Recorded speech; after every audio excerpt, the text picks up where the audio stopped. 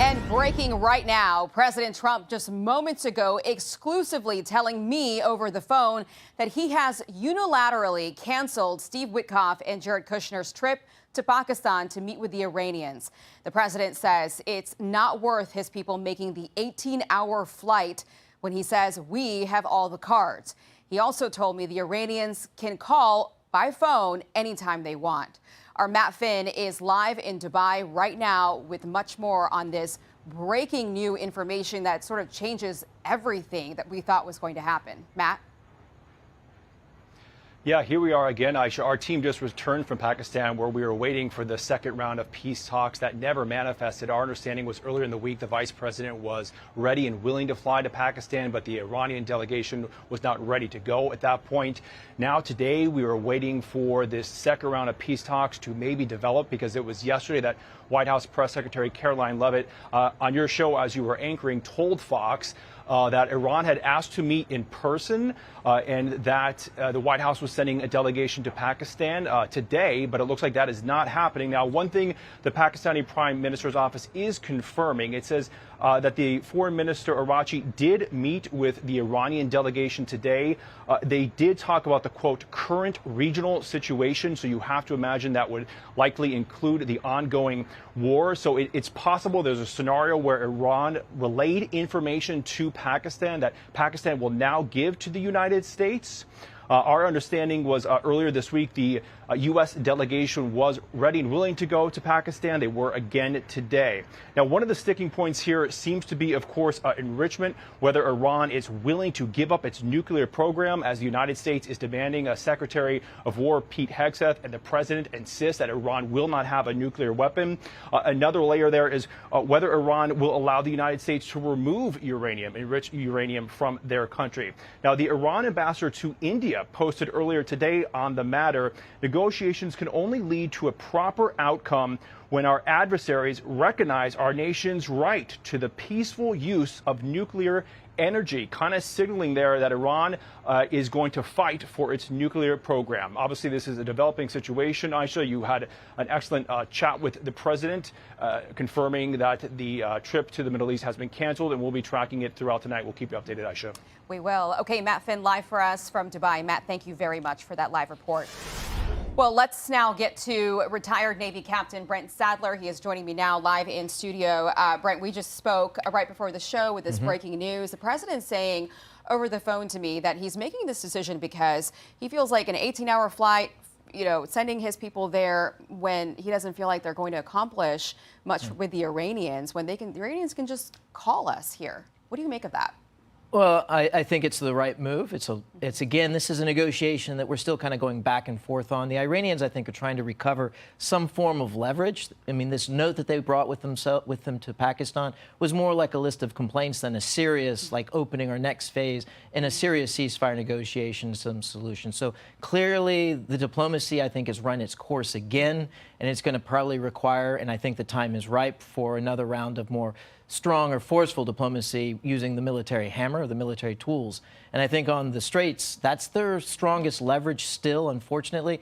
There's going to be a need for demonstration of American might and to demonstrate who really controls access through the Straits, and that's the U.S. Well, let's talk about who really we're negotiating with. I mean, it's hard to tell who's in charge of Iran right now in the IRGC. There was some reporting that the IRGC sort of pushed out the parliament speaker from negotiations. And the president has said over and over again that Iran's leadership is divided, that there's a lot of infighting, and we really don't know who's in charge. But Ghalibaf, the parliament speaker, pushed back on that on Twitter. He wrote, in Iran, there are no radicals or moderates. We are all Iranian and revolutionary, and with the iron unity of the nation and government, with complete obedience to the supreme leader of the revolution, we will make the aggressor criminal regret his actions. Who do you think, like, what do you think is going on inside Iran? Who is in charge?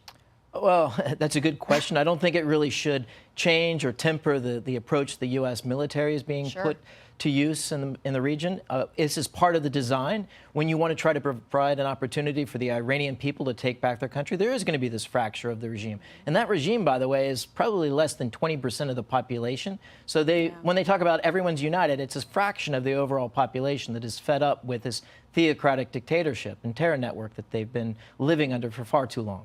So we're moving these naval assets we have now into the Persian Gulf in the area. And now the Navy can go after these fast boats that have become a real big problem. Of course, the Iranian Navy is pretty much at the bottom of the sea, but you've got these fast boats that, you know, perhaps we could see them laying down more mines. There is the threat of that. This is the Secretary of War, Pete Hegseth, announcing it this week. Part of what the president is threatening is ensuring if there's attempts to recklessly and irresponsibly lay more mines, we're going to deal with that. It's a violation of the ceasefire. So transit is occurring, much more limited than anybody would like to see, and with more risk than people would like to see. But that's because Iran is doing irresponsible things with small, fast boats. So you're the expert at this, Brent. I mean, how is this going to work? Are we going to be able to patrol this very large Iranian coast? The short answer is yes, and we've had the capacities from day one to actually identify and go after those small boats. And for the viewers, look at the video that we've been putting out going after the narco-terrorist boats in the Caribbean. Venezuela. Think of those are the type of threats. They're not going to sink a tanker. They're not going to sink a container ship. They are a harassment. They can be identified and seen fairly early. Now we have more forces there, notably the Marines, because now that you can put Marines on U.S. flagships, like there are 4 right now that could get underway with U.S. merchant mariners, you could put the Marines on board so that if, for example, these small boats or drones get close enough, well, the Marines have crew-served weapons to deal with that. We need to show a demonstration of American strength and that the shipping is not at risk. And you'll see the insurance rates drop. You saw that when you had 2 destroyers early on when the blockade was first put in and the first round of negotiations, very clearly evaporating the Iranians' leverage there. It's time for that being done again. So we've got the military might, and we've shown them what we can do and what we're capable of doing, but we're also showing them we can squeeze them economically. And some experts believe that this is actually perhaps the way that we're going to get them to cave. And State just put out that they are now targeting some Iran's oil network in China. Are we going to get them to cave by taking some of these measures, hitting them with more sanctions, going after their oil? I think so. I mean, this is the genius of the blockade. And that is, if it works, it applies economic pressure on the Iranian regime, and it forces more trade to the United States. It's long overdue that our allies and partners come and buy American energy instead of from very risky or hostile countries like Russia. So it works either way. Now, the Chinese are the ones that are the biggest and the disadvantage, and the Iranians are being pressured, I suspect, by Beijing, because Beijing is getting a large amount of its oil on sanctioned vessels, the Dark Fleet.